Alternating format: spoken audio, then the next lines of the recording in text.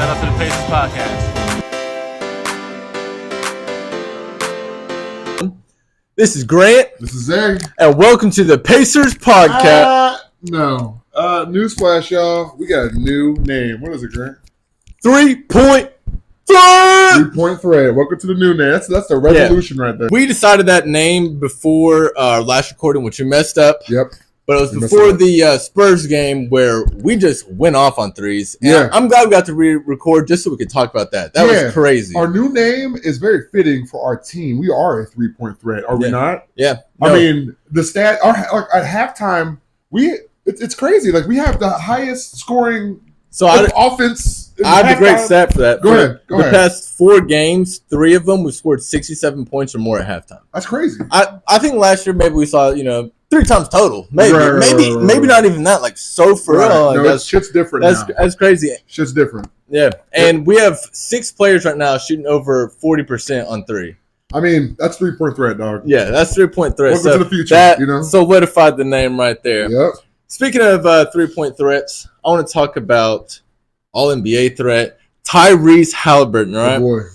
After 5 games of him playing, he did miss a game. Yep. He had 24 points, 12.4 assists, and 4 rebounds. Top 5 players in the And league. we were talking about in previous podcasts how if he just went up to 20 to 25 points a game, and if he just went up from 10 to like 12, 13 assists, that's big difference. Big. And he's doing it. Yeah, and he's doing it. He's doing it. So. I saw the ESPN thing, and it was top 10 players under 25. Yeah. Tyrese was 4, I think, and he was smashed between like Wemby and somebody else. So I'm like, I'll take Wemby and John Morant. No. Wemby was 3, John Morant was 4, Tyrese Halliburton was 4. 5. Yeah. How is John Morant even in any type of conversation right now? That's the kind of hate we get, and it drives me crazy. He is above him. But who, John? Tyrese is above John. Oh yeah. Okay. Good. Just behind Wemby. I mean, I'll take that. But that's still bullshit to me too, because Wemby just got here, bro. Yeah. Halliburton's been here. You know what I'm saying? Like, as of right now, Tyrese Halliburton is a better player than Wembanyama. Will that last? Probably not. But it is what it is. It is what it is. The biggest competition I see for that is, I mean, Wemby is a different category, but outside of him is Luka. Because Luka has been putting up a monster year. Yeah. It's hard to pass him, but I really think he can be all NBA, and he definitely can be the best point guard in the East. I don't know if how he's playing right now. I don't think he has competition in the East, at least. Yeah, who's better for real? Let's be real. Let's be really real. Name the team. He's better than Trae Young. Facts. Yeah. Better than, I mean, Harden's out, but he's better than Harden. He's way better than Harden, dude. Harden's the past. I mean, honestly, he's point guard. Like, I really think he's this new generation's like Chris Paul. That's Chris Paul's handed the baton over to Halliburton. That's CP. I saw in a thing on ESPN when they were talking about Tyrese Halliburton, somebody compared him to Magic Johnson. Just like somebody else, he's a fan of somebody else compared to Magic Johnson. I was like, all right, that's some love and respect we don't usually get. I like it. Yeah. So okay, I'm with that. Now, since we talked to those highs, we're gonna address some lows real quick. With the highs comes the low, baby. Yeah. Welcome to the Pacers. First one, that Celtics loss. We watched the first 3 quarters of that, and I don't know if you watched anymore. I left after that. I could just not. I watched a little bit of the fourth quarter, but it was so ugly. Like, it hurt to watch. It was an ass whooping. There was not a good moment. Like, the only kind of silver lining is Jarice Walker and Ben Shepherd scoring their first points. Cool. But Halliburton was out. Whatever. Yeah. But it's tough. That kind of exposed us for if Halliburton's out, we could miss playoffs. And that kind of explains last year, like, we were on a good trajectory and he went out.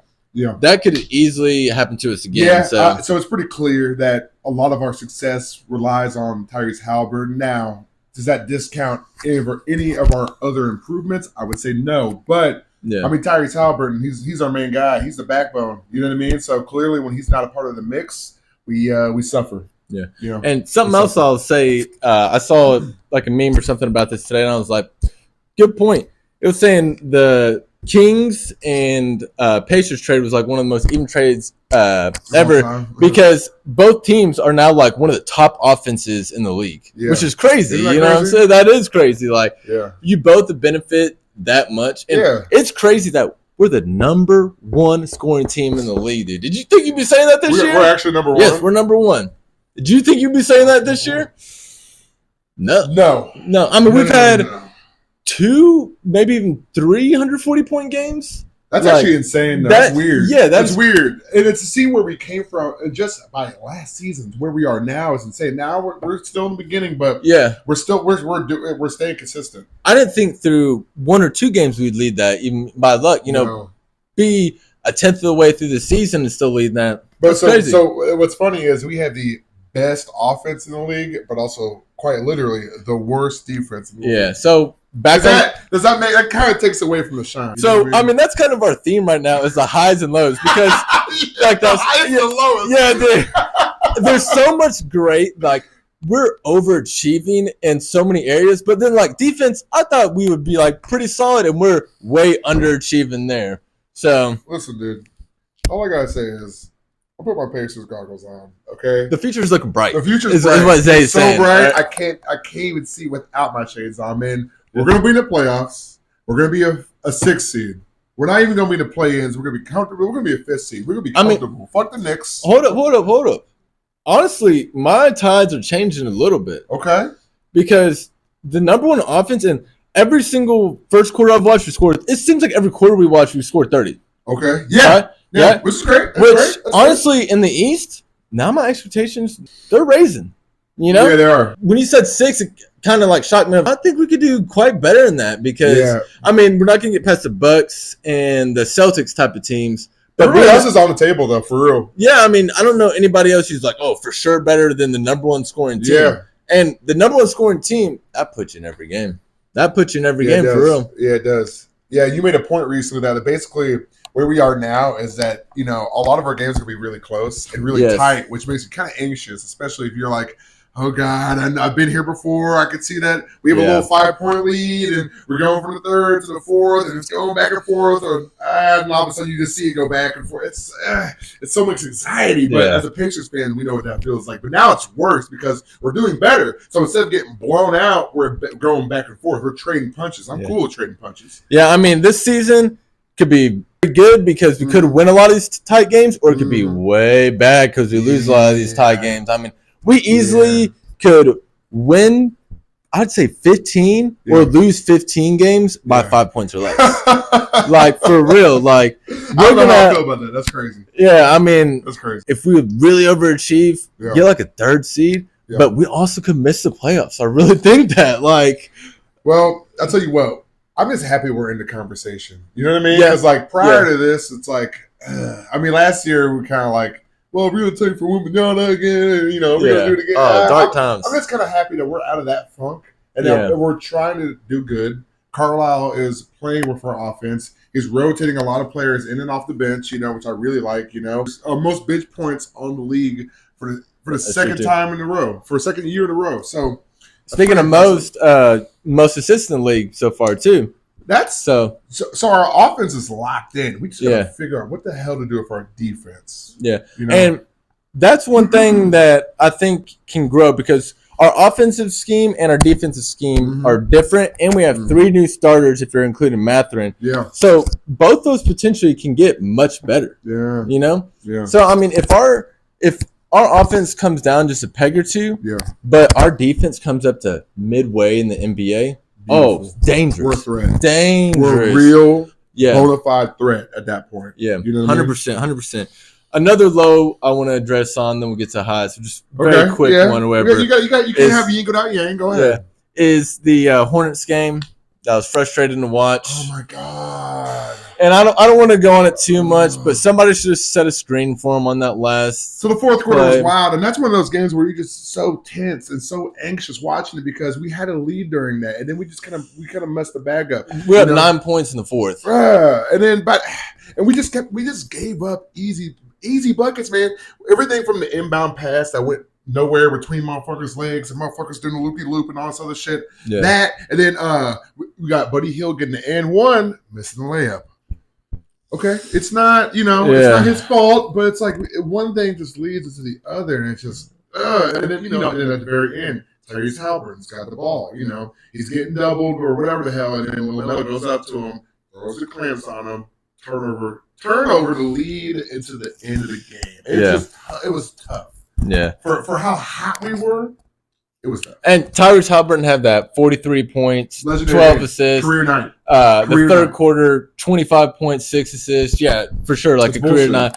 So, but I mean, that's the highs and lows we are going to go through. We're going to have games where we score 140 on people and we think, wow. And then we're going to have games where, oh my God, we had 10 chances in the last 4 minutes to win and we blew it. Yeah, we give up way too many points. Our defense is trash, man, to be honest with you. Like watching the Celtics games, the first game, everybody was like scoring at ease. Oh, that game. They were just walking in, laying up. And then, they're all wet from the 3-2 that game. It was tough. And as a Celtics hater, I had to sleep. I had to sleep restlessly that night. You know what I mean? Yeah. So another high, first ever in-season tournament win. The Pacers got it. Legendary. So that's cool. That's us. That's us. We scored 70 at halftime, and point differential does matter, and we let them come back too much. So that sucks a little bit, but it was extra fun to watch. I think we both disliked the court. Apparently, JJ Redick likes it, but I didn't really like it. Let's adjust the court real quick. It's like trending, and I don't know if it's trending for good reasons or bad reasons. I mean, the blue and yellow, it's like bright, hyper. Yeah. We're not too big of fans, but we had the same thought though. We saw it on the screen while watching. I'm like, this is kind of ugly. But then we saw it like on like Instagram on like these people. Yeah, pictures look a little better. So the pictures look better. But I don't know what's up about that. I don't know. Speaking of that Spurs game and the Hornets game, I've loved seeing recently Obi Toppin is finally doing what we expect him to do. He's getting comfortable. He's just getting under that rim. We're throwing those, and those right there are Tyrese Halliburton's easy 2 extra, 3 extra assists tonight. Like those are where those come from, in my opinion. Yeah. Like everything else is getting the 3. He's doing his normal thing, but those are the extra ones, and that's kind of what I thought would happen. Yeah. So if he could score more, if he could be more efficient offensively, then I think he's in a sweet spot. Yeah, you know what I mean? Yeah. He's doing exactly what we need him to do. Well, the first 4 games he kind of was pretty bad, but the last 4 or 5 he's been pretty efficient, and he's only been getting 10 or 12. But we just need an easy bucket every once in a while where we don't have to drop a play, we don't have to get open. Halliburton. We can just throw it, lob, cool, take some pressure off Halliburton, take some pressure off Buddy Hield. You know what I mean? Like relieve our guys. And sometimes bringing that excitement, momentum when he does the through the leg stuff or the reverse putback. Yeah, he's excited and definitely excited to watch. And that is honestly, something that's not going to show up on the stat sheet, but that matters. Right. That sure matters. So we'll see. I'm really, really interested to see his growth for real. I'm still big on him. So I think we have a little debate on this. Okay. All right. So we won't spend too much time on it, but I posted something about it on our page. Check it out. On Facebook. Buddy Hield, Mathurin. Yep. You think Buddy Hield should be starting? So I say Mathurin. Let's hear your case. Okay, I would say let me start off like this. It's not like a hill I'm willing to die on either way. I love both guys. Yeah, no. I feel the same way too. You could persuade me. You really could. So let's just get straight to the facts, okay? And by the facts, I'm not talking about numbers. I don't know the numbers. I don't care about the numbers. I get the feelings, okay? Here's my feeling. Here's the fact. Buddy Hield is one of the best, most efficient 3-point shooters in the league. True or false? League history. Yeah. So that's why is he coming off our bench? So that's a big thing that I have thought about a lot. That gives me the Buddy side is to have the 3-point shot controls it all now. Ever since the Warriors and the Rockets started doing that stuff, everybody realized 3 points everything. Yeah, Steph did his thing. Yeah. By that alone, Buddy should be starting. Mm-hmm. But this is why I push back and I say Mathurin should be starting. Go off, King. Buddy should be starting on a team, just not the Pacers, because right now. Oh, run that back again. Buddy should. He deserves to start. He just on the Pacers is not the best thing because the biggest thing we need is a second star to Halliburton. And as good as Buddy is, he's not a star, right? What?